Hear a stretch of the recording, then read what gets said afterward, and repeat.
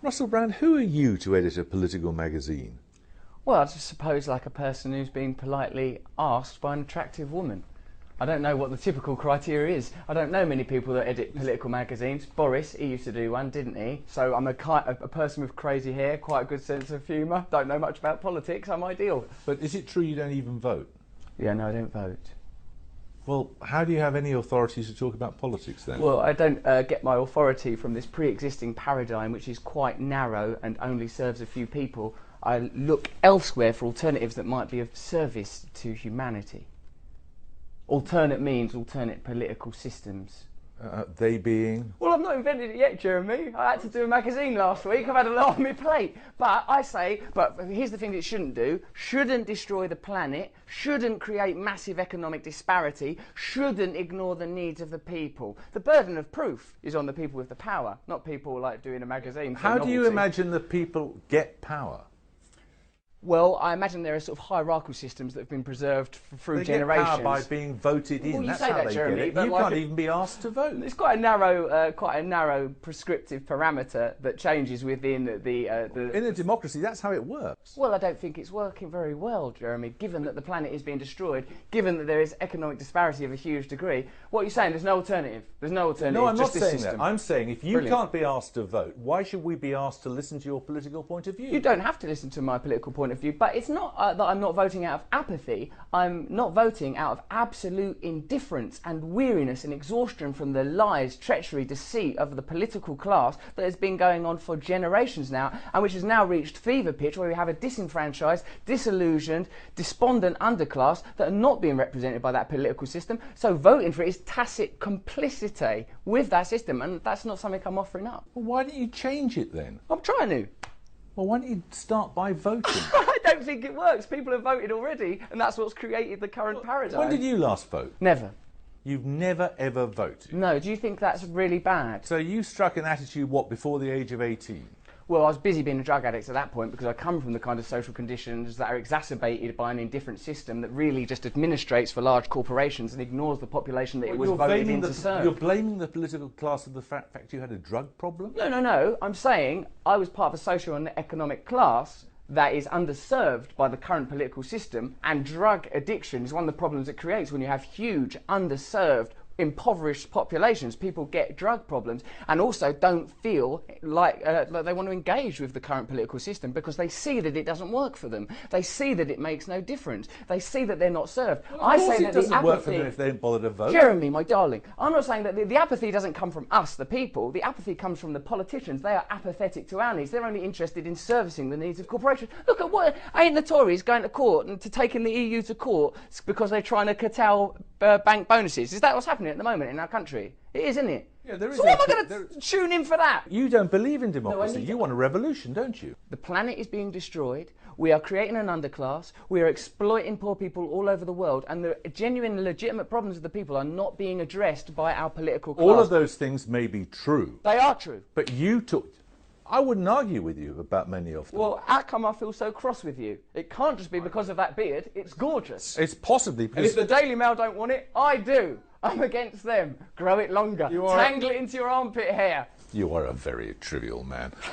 What do you think? I am trivial? Yes. A minute ago, you were having a go at me because I want a revolution. Now I'm trivial. I'm bouncing about I'm all not over having the a place. go at you because you want a revolution. Many people want a revolution, but I'm asking you what it would be like.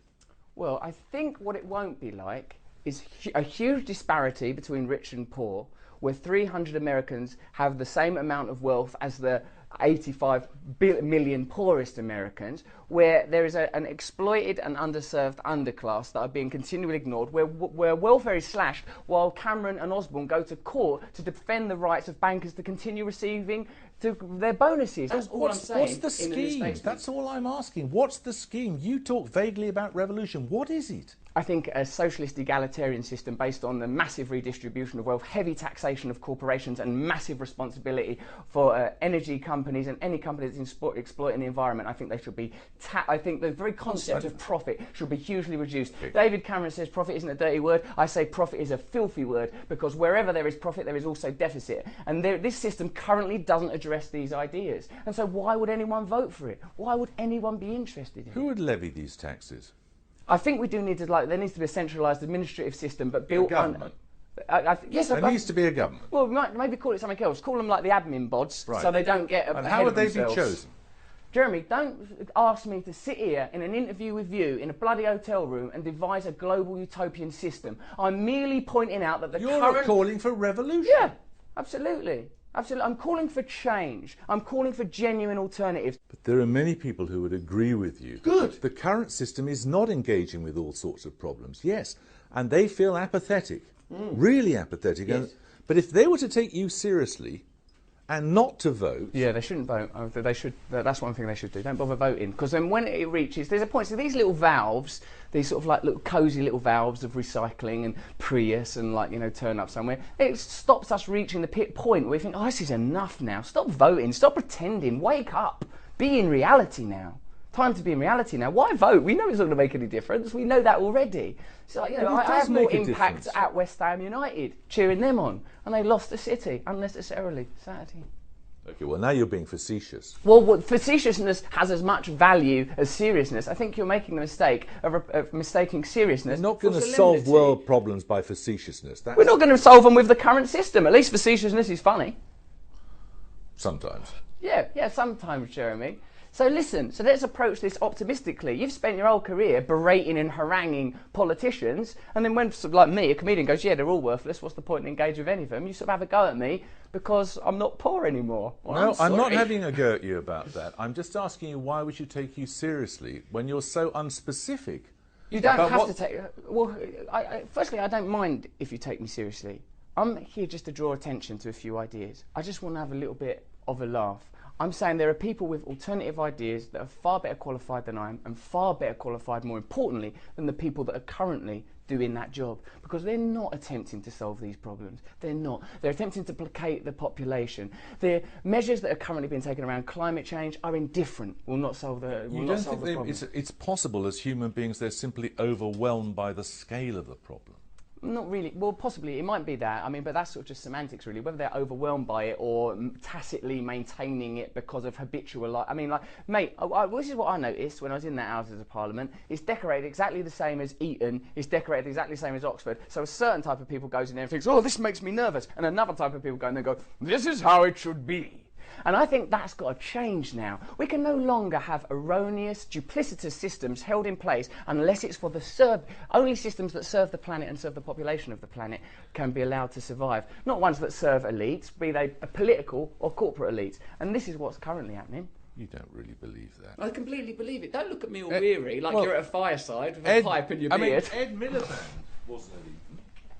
Well, he went to the same primary school as Boris, though, didn't he? He did, but he then went to a comprehensive school in North London. That's very good. That's all well and good. But what I'm saying is that within the existing paradigm, the change is not dramatic enough, not radical enough. So you can well understand public disturbances and public dissatisfaction when there are not genuine changes and genuine alternatives being offered. I say when there is a genuine alternative, a genuine option, then vote for that. But until then, don't bother. Why pretend? Why be complicit in this ridiculous illusion?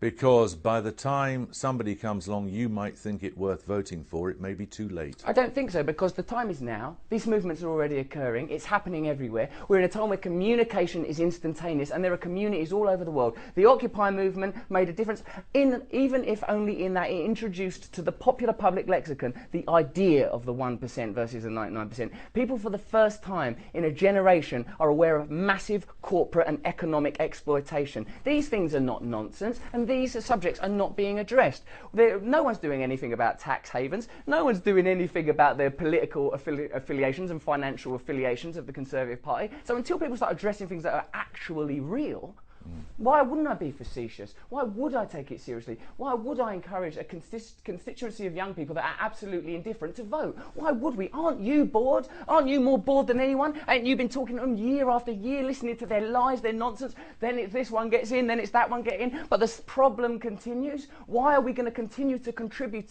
to this facade? I'm surprised you can be facetious when you're that angry about it. Yeah, I am angry. I am angry. Because for me it's real. Because for me, it's not just some peripheral thing that I turn up once in a while to a church fete for. For me, this is what I come from. This is what I care about.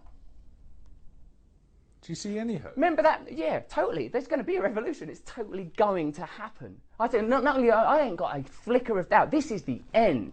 This is time to wake up. I remember I see you in that programme where you look at your ancestors and you saw that while your grandmother had to brass herself or got fucked over by the aristocrats who ran her gaff, you cried because you knew that it was unfair and unjust. And that was, what was that, a century ago? That's happening to people now. I just come from a woman who's being treated like that. I've just been talking to a woman today who's being treated like that. So if we can engage that feeling, instead of some moment of lachrymose sentimentality trotted out on the TV for people to pore over emotional porn, if we can engage that feeling and change things, why wouldn't we? Why is that naive? Why is that not my right because I'm an actor?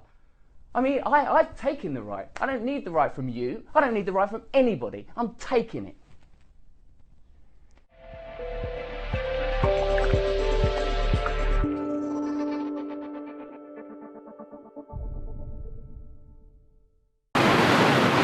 This is what a 200-mile-per-hour tornado sounds like, ripping through Washington, Illinois, and right into Chris Lancaster's house.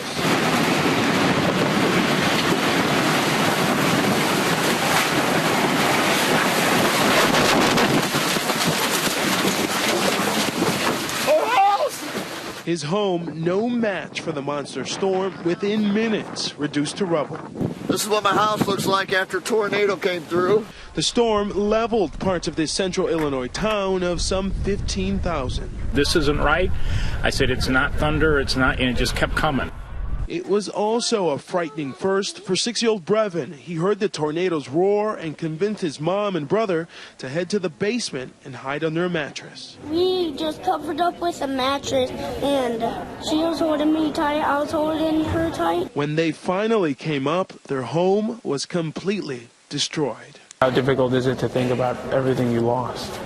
Very difficult. We were able to walk back over there and look at stuff and just to see your things out in the yard and their toys and their broken bed. You never think it's going to happen to you.